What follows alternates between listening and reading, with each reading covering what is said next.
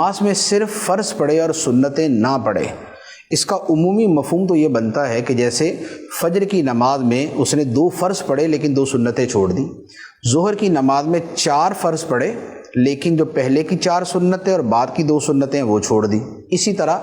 مغرب میں اور عشاء میں، عصر کے اندر تو سنتیں مؤکدہ ہوتی نہیں، سنتیں ہیں لیکن سنتیں غیر مؤکدہ ہیں۔ تو دیکھیں حکم یہ ہے کہ یہ جو نوافل ہوتے ہیں ان کی بڑی فضیلت ہے، ان کی بڑی عظمت ہے، اور قیامت کے دن اگر بندے کے فرضوں میں کچھ کمی رہ جائے گی، جیسے بھولے سے کسی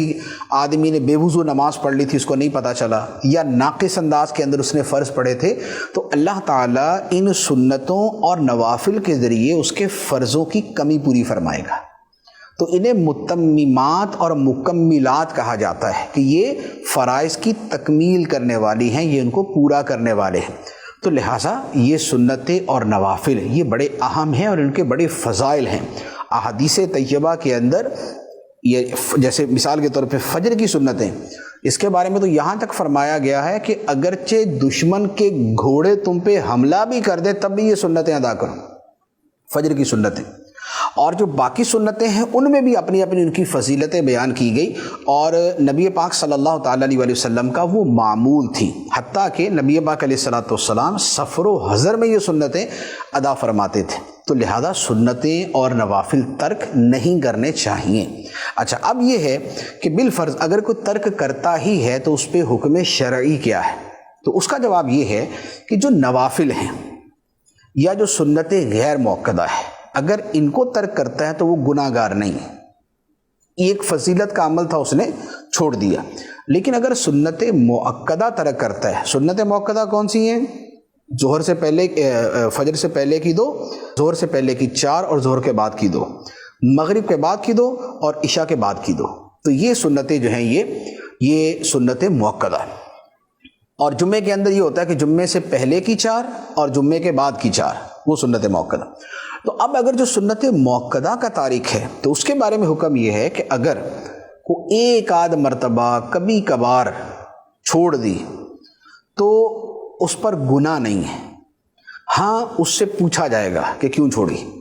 یعنی کہ اس سے پوچھ گچھ ہوگی، سرزنش ہوگی، لیکن اس پر گناہ نہیں ہے۔ لیکن اگر سنت مؤکدہ کے ترک کی عادت بنا لے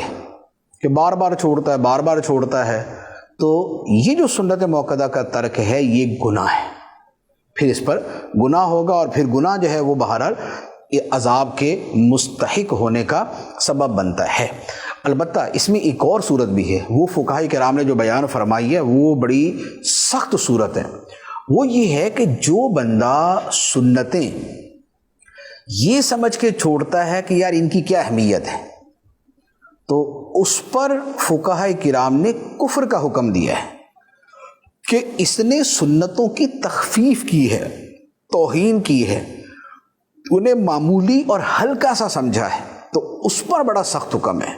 اب جو لوگ عادتاً سنت مؤکدہ ترک کرتے ہیں، نہ نفل پڑھنی، نہ سنت غیر مؤکدہ، نہ سنت مؤکدہ، اور بس فرض، تو جو بالکل ہی ایسا معمول بنا لے تو ان کے بارے میں بڑا اندیشہ ہے کہ کہیں یہی وہ ہلکے پن والا اور یہ اس طرح کا ان کے دل کے اندر معنی و مفہوم نہ ہو کہ جس کے اوپر اتنا سخت حکم لگتا ہے۔ تو لہذا سنت ترک نہیں کرنی چاہیے، بلکہ یہ جو 12 سنتیں مؤکدہ ہیں